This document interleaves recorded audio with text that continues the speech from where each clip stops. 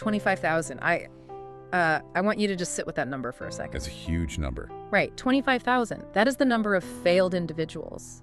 Like people who absolutely crashed and burned in their professional and financial lives. Yeah. And researchers meticulously analyzed all of them to find one invisible killer of human potential. And spoiler alert, it wasn't what you'd think. No, exactly. It wasn't a lack of talent. It wasn't, a lack of startup capital or a bad economy. Right. And if you walk into any office today, or honestly even just look at your own kitchen counter, you're going to see the symptoms of this exact same killer. Oh, absolutely. The kitchen counter is a great example. Because we all have it, right? It's that invisible, lingering stack of goals we just haven't quite reached. The career move we keep delaying, or that massive project we just keep putting off, it just sits there, gathering mental dust. Yeah, and we justify it. Exactly.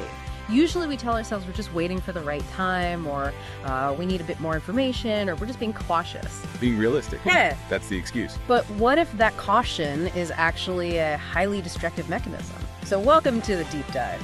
Today, we are looking at the terrifying cost of hesitation. And the antidote to it. Yes, the ultimate foundational antidote. It is a concept so simple, yet profoundly difficult to execute. It really is. And it literally separates the people who build empires from the people who just dream about them. It truly is the ultimate dividing line. I mean, it requires a complete paradigm shift in how we view our own behavior. Right. Because we're looking at an incredibly compelling premise today. The idea that procrastination, or putting things off, isn't just a quirky personal flaw. You're like, oh, I'm just bad at time management. Exactly. It's not a minor time management issue that you can fix with a new calendar app or a planner. It is an active, formidable enemy. An enemy. I like that word for it. Yeah, and the only weapon against it is absolute, resolute, and unwavering decision. Okay, let's unpack this, because if you're listening right now and you are eager to bypass the usual, superficial productivity hacks and get straight to the bedrock of how achievement actually functions, you are in the exact right place. You really are. So our mission for this deep dive is to explore this incredibly bold claim from our source material that a lack of decision is the primary engine of failure. We're primary engine. Yeah. We're going to dissect the mechanics behind this using some intense historical data. We're ranging from the boardrooms of Henry Ford all the way back to the incredibly tense locked-door meetings that birthed the United States. It's quite a journey. It is. And we're going to extract a practical blueprint for turning your internal desires into tangible external reality. This sounds like a plan. So let's start with that massive data set, 25,000 failures versus the ultra-wealthy. What is the fundamental difference in how their brains operate? Well, the contrast is stark. And it centers entirely on the velocity and the permanence of their choices. Velocity and permanence. Right. When the researchers analyzed several hundred people who had accumulated vast fortunes, and we're talking generational, empire-level wealth here, every single one of them shared a highly specific behavioral pattern. Which was? They reached decisions promptly, and they changed those decisions slowly, if and when they changed them at all. Wow. Yeah. Conversely, the 25,000 individuals who failed exhibited the exact inverse behavior. So the opposite. Without exception. Yeah. They had the habit of reaching decisions very slowly, if at all, and changing their minds quickly and often. So prompt to decide, slow to change. Exactly. It makes me think of the symptoms we see in our own lives. Oh, for sure. The constant shifting. It's exactly like driving in heavy traffic. Oh, that's a great analogy. You're on the highway, everything is backed up, and you see that one driver who's constantly switching lanes. Oh, I hate that guy. Right. They dart to the left because it looks faster for 2 seconds. Then they slam on the brakes, swerve to the right, cut someone off. Yeah, totally. And they are expending a massive amount of physical and mental energy. They're risking a catastrophic crash at every single moment. And getting nowhere. Exactly. The deep irony is, if you watch them, they never actually get ahead of the Mac. They're exhausting themselves just to maintain their exact same position in the congestion. That is so true. Whereas the successful person in this framework just picks a lane. They pick a lane and stay there. Right. They make a decision and they ride it out, even if it feels agonizingly slow for a moment, because they understand the mechanics of momentum. Yes. Constantly resetting your position is what actually kills your forward motion. That is a phenomenal way to visualize the friction involved here. Because every time you change your mind, you aren't just altering course. You are completely resetting your progress to zero. You're starting over. Right. You're uprooting whatever tiny foundation you just laid. Okay. And to illustrate this pick-a-lane mentality in the extreme, we have to look at Henry Ford and the Model T. Okay, yeah, Ford. One of Ford's most outstanding leadership qualities was this exact habit: reaching decisions quickly and definitely, and changing them with agonizing slowness. Right. It was so pronounced that he developed a very public reputation for being obstinate. Which is putting it incredibly mildly, right? Very mildly. I mean, he kept manufacturing the Model T, which was famously clunky and objectively an ugly vehicle by the changing standards of the time, long after his own closest advisors, his executives, and even his loyal customers were begging him to change the design. He absolutely refused. He held the line.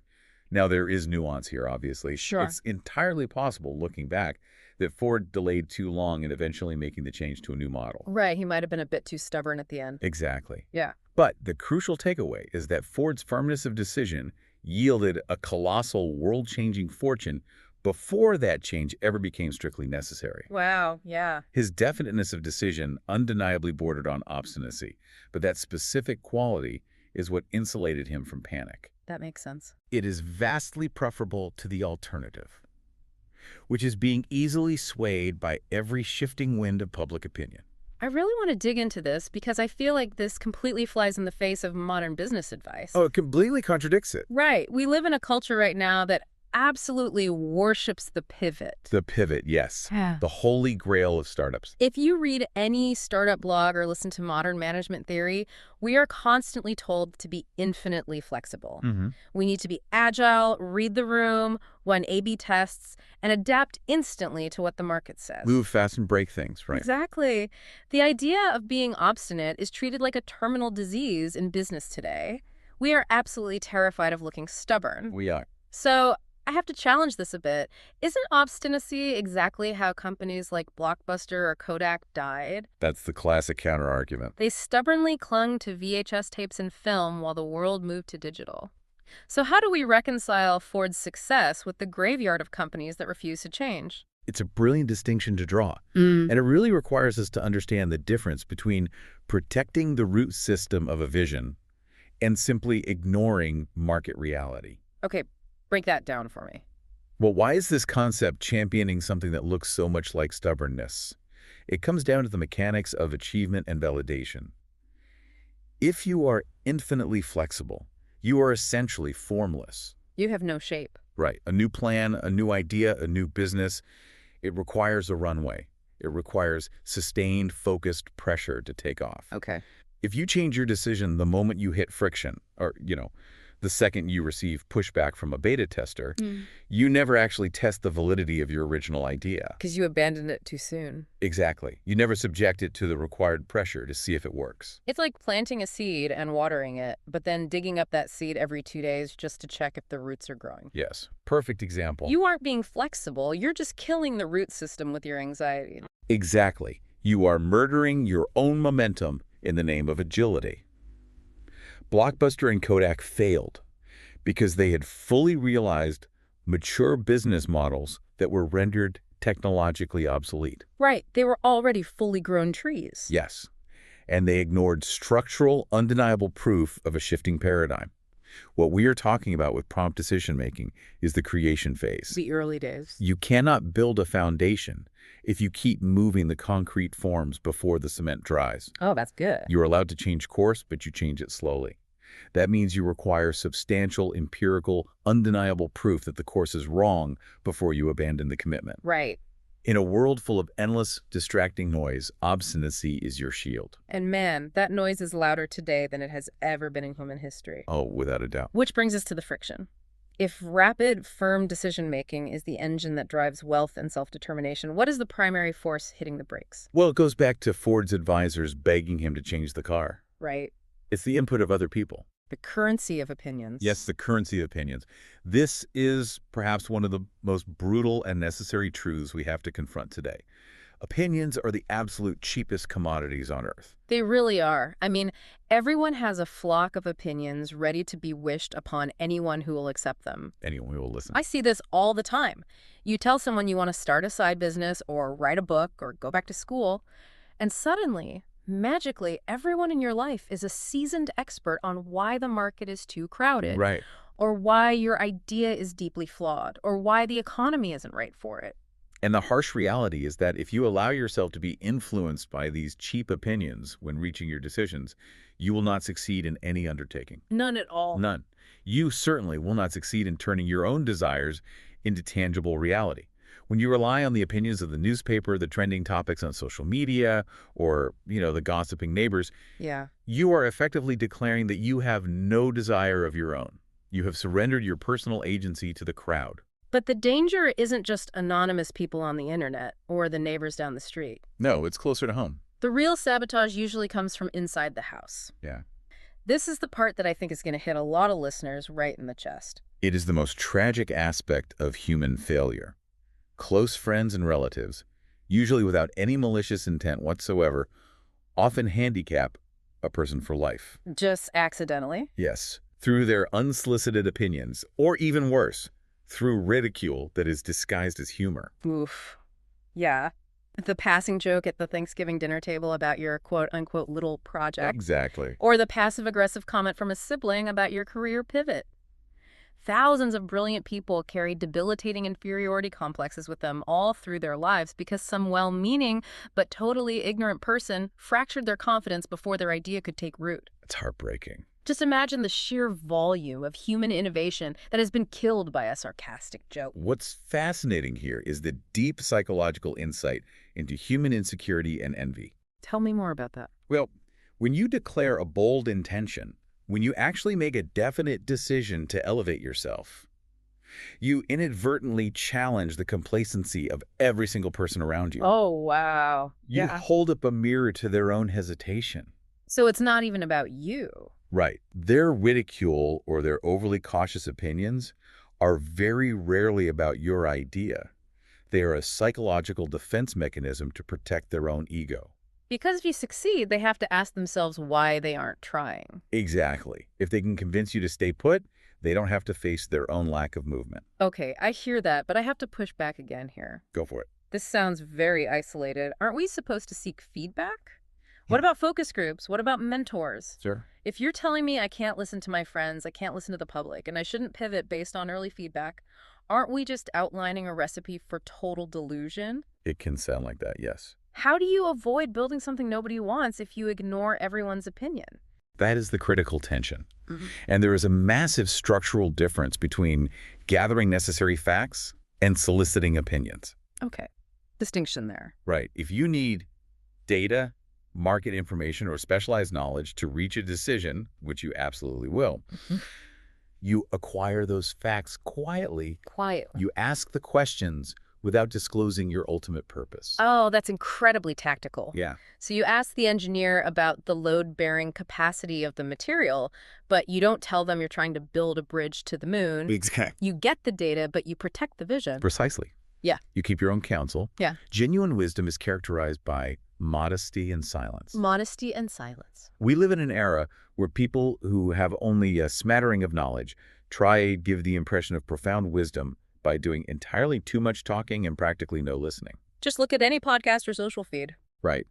But if you are constantly broadcasting your plans, you deprive yourself of the opportunity to absorb new information. And, far more dangerously, you expose your unformed plans to people who will take great delight in defeating you simply because they envy your initiative. This connects so deeply to the modern dopamine loop. Oh, absolutely. Think about social media. The neurobiology here is wild. When you post on Instagram or LinkedIn that you plan to write a book or you are starting a new fitness journey, the likes and the congratulations from your network give your brain the exact same dopamine hit as actually accomplishing the goal. That's so true. Your brain doesn't know the difference. Right. You get all the social reward with zero of the execution. And suddenly, the drive to actually do the hard work evaporates. It's gone. It brings to mind that incredible piece of advice. Tell the world what you intend to do, but first show it. Deeds, not words. The strategy of silence is paramount. Every time you open your mouth prematurely, you bleed out the internal pressure required to execute. You let the steam out of the engine. Exactly. But this raises the obvious question. If you are operating in silence, completely insulated from the cheap opinions of the world and the well-meaning sabotage of your family, how do you avoid becoming entirely isolated? Right. You can't just be a lone wolf in a cave and expect to build an empire. You don't build a cave, you build a fortress. Okay. And this introduces the concept of the mastermind group. The mastermind. Yes. The mandate is to take no one into your confidence except the members of this specific, highly curated group. Curated being the operative word. Very much so. And the criteria for selection is ruthless. You choose only those individuals who are in complete sympathy and harmony with your purpose. I love this concept, but we need to define it carefully so it doesn't just become an echo chamber of yes men. Right. It's not about blind agreement. No. Yeah. It's not about finding people who will just clap for you. I think of it like a clean room in microchip manufacturing. Oh, interesting analogy. You are protecting the fragile, highly sensitive early stages of a decision from the harsh contaminants of public opinion. The mastermind group is a sanitized environment. A single particle of dust, like a single cheap, cynical opinion, can ruin the incredible complex processing of a new idea. Exactly. So the people in that room have to be totally aligned on the ultimate goal, even if they ruthlessly debate the tactics of how to get there. That is the perfect analogy. The clean room prevents contamination while the architecture is being laid down. Right. So if we synthesize the economics of achievement so far, you must decide promptly. Check. You must change course only with extreme caution and empirical proof. Right. You must completely tune out the cheap opinions of the crowd. Yeah. You must protect your nascent ideas in a meticulously selected mastermind. And you must let your actions do the talking. Show, don't tell. That is the fundamental mechanism for accumulating wealth and personal success. But we aren't stopping at economics. This is where we elevate the stakes to a whole new level. We really are. We are transitioning from talking about making money or starting a business to decisions where the stakes are literal, irreversible life and death. This is where we see the absolute apex of this concept. We are looking at the foundation of civilization itself, built on a very specific rule. What's the rule? The ultimate value of any decision depends entirely upon the courage required to render it. The courage required. Yes. So if a decision is easy, if it's perfectly safe, perfectly logical, and universally approved by everyone around you, it probably isn't a decision that's going to yield extraordinary returns. Exactly. If we connect this to the bigger picture, a true, definite decision inherently carries risk. It costs you something. There's a price. Always. The great decisions that shaped history were reached by assuming massive, terrifying personal risks. Now, to illustrate this, we're going to look at some intense historical examples. And before we do, I want to be incredibly clear with you, the listener. Yes, important caveat here. Very important. We're about to mention some heavily polarizing historical figures, specifically Abraham Lincoln and General Robert E. Lee. We are impartially analyzing the mechanics of their decision-making processes. Purely the mechanics. Exactly. We are not taking any political sides, nor are we endorsing the historical causes of the American Civil War. We are strictly examining the underlying premise here, that immense, history-altering decisions inherently require facing severe personal risk, total isolation, and devastating consequences. It is a crucial framework for understanding the sheer weight of consequence. Consider Lincoln's decision to issue the Emancipation Proclamation. Right. He did not make that choice in a vacuum. He rendered that decision with the acute, agonizing understanding that it would instantly turn thousands of friends and political allies into bitter enemies. He knew what was coming. He did. He knew it would mean the continuation of horrific bloodshed and death for thousands of men on the battlefield. And ultimately, that single decision cost Lincoln his own life. It required unfathomable courage to stand entirely alone and absorb that kind of consequence. And we see this throughout history. Think of Socrates. Oh, Socrates is a prime example. He faced a literal binary choice. Compromise his personal beliefs and his intellectual integrity, or drink a cup of hemlock poison. Talk about a high-stakes decision. Right. His decision to drink the poison rather than yield his freedom of thought was a localized tragedy, sure. But that single, uncompromising decision essentially turned the clock of human progress ahead by 1,000 years. Wow. He bought the right to freedom of speech for generations, yet unborn with his own life. And regardless of the historical context or the ultimate outcome, which is why General Lee's decision to side with the South is included in this source text, What unifies these moments is the absolute terrifying isolation of the choice. The isolation is key. I want you to imagine being in their shoes. Imagine looking at a piece of paper or a cup of poison or a map and knowing with total certainty that the very second you finalize this choice, you will make powerful, deadly enemies. There's no going back. You will be hunted. You will lose friends. You will willingly step into the line of fire. In those critical moments, none of these figures could rely on cheap opinions. They couldn't post a poll on Twitter. Right. They couldn't poll their neighbors or check a Socus group. They had to rely entirely on a fiercely calibrated internal moral and logical compass. That is the point. A definite decision is forged in the fires of personal risk.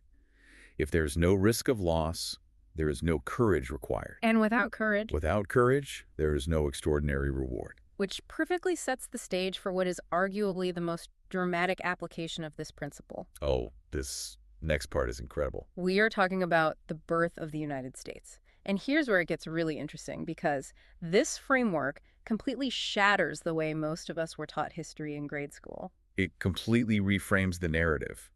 We are conditioned to focus on the military mechanics of the revolution. Right, the battles. We are taught to remember the bitter winter in Valley Forge, the tactical brilliance of George Washington, the dramatic surrender of Lord Cornwallis at Yorktown. The stuff in the paintings? Exactly. But the analysis we are exploring makes a rather shocking, almost heretical claim. George Washington was merely an accessory after the fact. An accessory after the fact. Calling the father of the country an accessory is a wild statement. It is, but it's vital to understand the distinction being made here. The goal isn't to rob Washington of his military glory. No, of course not. Rather, it is to highlight that the actual foundational victory of the American Revolution was ensured long before Washington's armies ever fired a musket at Yorktown. So when was it won? The war was won by an intangible power that was generated years earlier. And this takes us away from the marble statues and the sanitized oil paintings and drops us right into the gritty, freezing, tense streets of Boston. Yes. It forces us to look at the Founding Fathers not as untouchable demigods, but as incredibly frustrated, terrified citizens trying to figure out how to combat a massive global empire that just occupied their home. The chain reaction begins on March 5, 1770, with the Boston Massacre. Okay, set the scene. British soldiers are actively patrolling the streets, openly threatening citizens. The colonists are furious. They are throwing stones, hurling insults, fighting back in the streets. It's just chaos. Exactly. It is a chaotic, disorganized riot. It is pure, undirected emotion. It's friction. But throwing stones at heavily armed soldiers doesn't build a nation. It just gets you killed. Precisely. And this is where the critical pivot occurs. Following the massacre, a provincial assembly is called. And out of that fearful assembly, two men, John Hancock and Samuel Adams, courageously step forward and speak up. They raise their hands. They declare that a move must be made to eject all British soldiers from Boston. Samuel Adams is appointed to call on the royal governor, Hutchinson, and demand the withdrawal of the troops. A huge risk. And surprisingly, the demand is granted. So you have a definite decision forming in the minds of two men. They forced an action. They did. But the incident wasn't closed because the British Empire wasn't just going to pack up and leave forever over one demand. Not a chance. And this is where we get to see the actual structural mechanics of this invisible power taking shape. 2 years later, in 1772, Richard Henry Lee and Samuel Adams are communicating via letters. They are sharing their mutual fears for the future and their hopes for independence.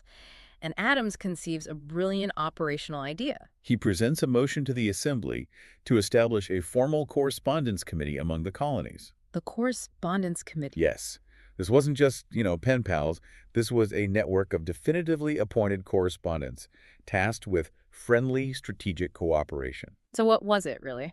This seemingly administrative act was actually the birth of the original mastermind. It started with just a few guys. Adams, Lee, Hancock.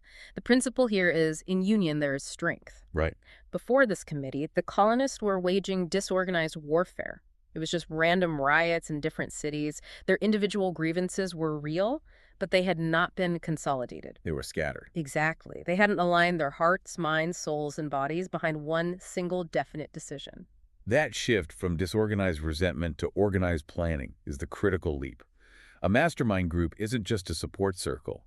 It is a mechanism to combine disparate, chaotic energy into a single laser focus. A laser focus. But we must remember, The British Empire was also doing some planning and masterminding of their own. Of course. And they had the overwhelming advantage of massive financial wealth and organized professional soldiery. Right. The crown isn't going to just let this network grow, which sets the stage for a confrontation that feels like it belongs in a political thriller. Oh, it really does.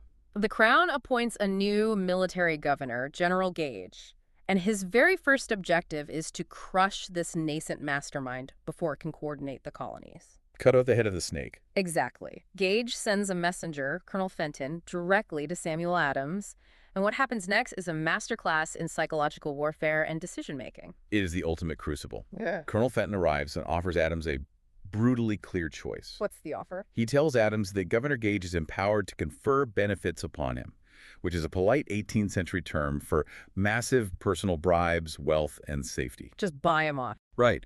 If he will simply cease his opposition to the crown. However, if he refuses the bribe, he is liable to the severe penalties of treason. Which means? He'll be arrested, sent to England for trial, and at the discretion of the governor, he will be hanged by the neck until dead. Okay, I really want you, the listener, to put yourself in this room. Put yourself in Samuel Adams' shoes. It's terrifying. On your left hand, you have absolute personal safety, immense wealth, and peace with the king of the most powerful empire on earth.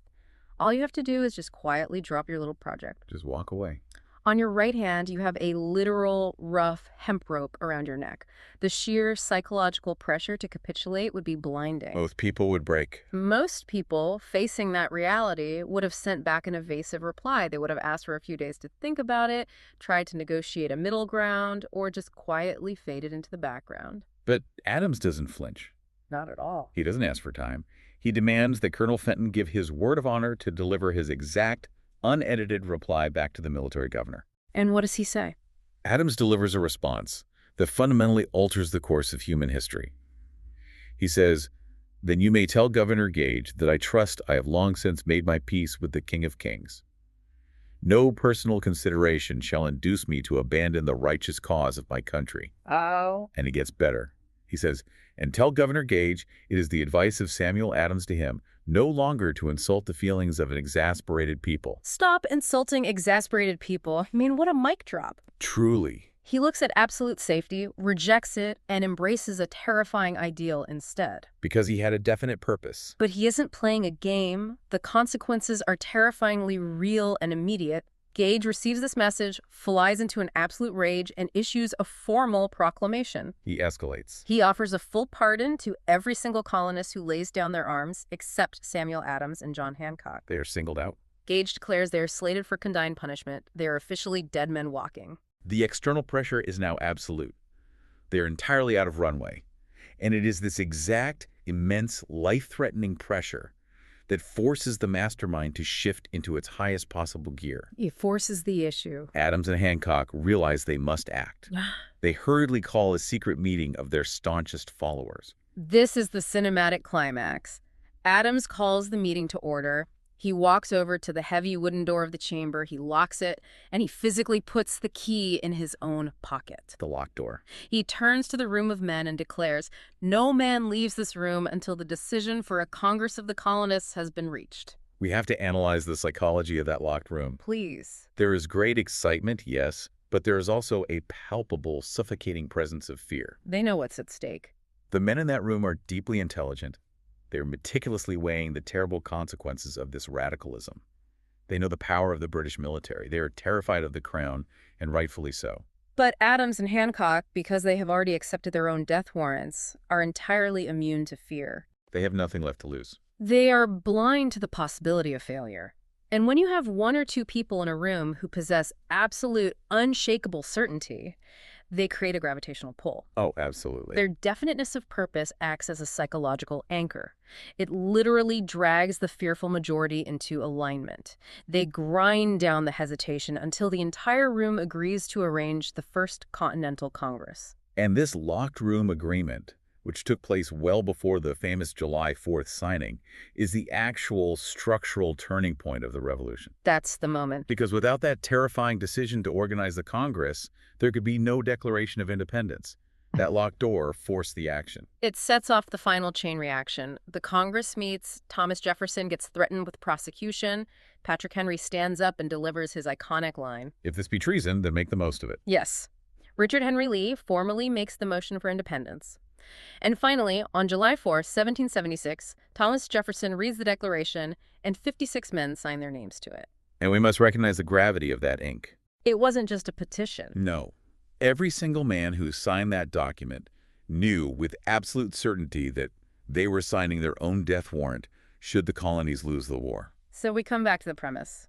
What was that intangible power that ensured the victory before George Washington even took command? The underlying architecture of that power is a specific reproducible formula. The power that defeated the British Empire is comprised of desire, decision, faith, persistence, the mastermind, and organized planning. That's the recipe. When those 56 men staked their very lives on a definite decision, they generated a spiritual and psychological momentum. It was that absolute definiteness of purpose that was transmitted into the heart of every freezing, starving soldier in Washington's army. It was contagious. Exactly. They adopted a collective mindset that simply recognized no such thing as failure. The decision was the weapon. So what does this all mean for us today? Because it is a phenomenal story, but you and I aren't dodging British soldiers in the streets of Boston. And hopefully no one listening right now is facing the actual gallows for their business plans or career shifts. I sincerely hope not. So how do we bridge this massive historical epic back to your daily life, your career, your kitchen counter? Well, the foundational argument here is that the exact same power which brought freedom to a nation is an eternal, immutable law of nature. It scales down. It is the exact same mechanism used by individuals to accumulate riches, build careers, and achieve self-determination. The scale is different, but the physics are identical. The physics of achievement. Whether you are birthing a nation or trying to build a profitable business, the mechanism relies on this truth. Those who reach decisions promptly and definitely know exactly what they want, and because they eliminate the friction of hesitation, they generally get it. There is a phrase that perfectly captures this. The world has the habit of making room for the man whose words and actions show that he knows where he is going. That's so true. But this raises a really painful paradox. If this is an eternal law, if this formula of definite decision is available to everyone without charge, why do so many people fail? Right, the 25,000 from the beginning. Exactly. Why are there 25,000 failures for every handful of massive successes? The root cause points the finger directly at how we are conditioned from childhood, specifically by the educational system. Yes, the diagnosis here is that indecision is not an inherent genetic trait. It is a learned habit, usually acquired in youth. We're taught to hesitate. And it takes on a dangerous permanency. As a student is processed through grade school, high school, and eventually college, without ever once being forced to establish a definiteness of purpose. I can relate to this so deeply, and I'm sure you listening can too. Oh, everyone can. Think about your own educational journey. You don't make decisions, you just follow the track. It's kind of the conveyor belt. You go to the next grade, because that's what happens next. You pick a major in college, not out of a burning desire, but because it sounds okay, or your parents suggested it, or the credits aligned. Or it was the path of least resistance. Right. You graduate and you take the very first job that offers you a paycheck because you have student loans. You spend 2 decades letting sheer momentum make your decisions for you, rather than ever making a conscious, terrifying choice about what you actually demand from life. This raises an incredibly important question about the architecture of our society. Our educational systems are brilliant at transmitting facts, but their major structural weakness is that they neither teach nor encourage the habit of definite decision. They test your memory, not your resolve. Exactly. Imagine a system where schools wouldn't even allow a student to enroll without declaring a major definite purpose. That would be wild. Imagine an educational framework where students are explicitly tested on their risk tolerance and their ability to formulate and stick to a decision under pressure. Imagine failing a college course, not because you got the math wrong, but because you couldn't make up your mind and commit to a solution. Right. But because we aren't trained this way, the real-world consequence is staggering. It is estimated that 98 out of every 100 people working for wages today are in their current positions simply because they lacked the definiteness of decision to plan for a specific position. They just drifted. And they lacked the knowledge of how to actively choose their employer. 98%. Mm. 98% of the workforce is simply drifting. They are the drivers constantly changing lanes in traffic, exhausting themselves without ever picking a destination. It's a tragedy of wasted potential. It is. And this draws a final, piercing parallel to the 56 signers of the Declaration of Independence. Those men staked their physical lives on a definite decision. But you, listening to this today, the person who needs to reach a definite decision to procure a specific job, to demand wealth, to build a business, to ask for the promotion, or to finally leave a toxic situation, you do not have to put a rope around your neck. You do not have to stake your physical life. No, you don't face the gallows. But by failing to decide, by neglecting to expect, plan, and demand the specific life you want, you are staking and ultimately losing something that is almost as vital. What's that? Your economic and personal freedom. Yeah. The promise embedded in this entire framework is that the person who desires riches or success, in the exact same uncompromising spirit that Samuel Adams desired freedom for the colonies, is absolutely certain to accumulate it. Certain to accumulate it. But all the blueprints, all the podcasts, all the instructions in the world are utterly useless unless you make the definite, terrifying decision to organize them into relentless action. It always comes back to the decision. So let's look at the incredible journey we've just taken together today. Let's summarize it. We started with Henry Ford obstinately refusing to change his clunky Model T, proving that a firm decision, even one that looks like stubbornness to the outside world, is the protective shell that allows a fortune to be built. We learned that to protect the root system of your ideas, you have to ruthlessly shut out the cheap opinions of the crowd, the gossiping neighbors, and even the well-meaning jokes of your family. Guard that clean room. Yes, you have to trade the dopamine hit of social media validation for the silent, rigorous protection of a highly aligned mastermind group. Absolutely crucial.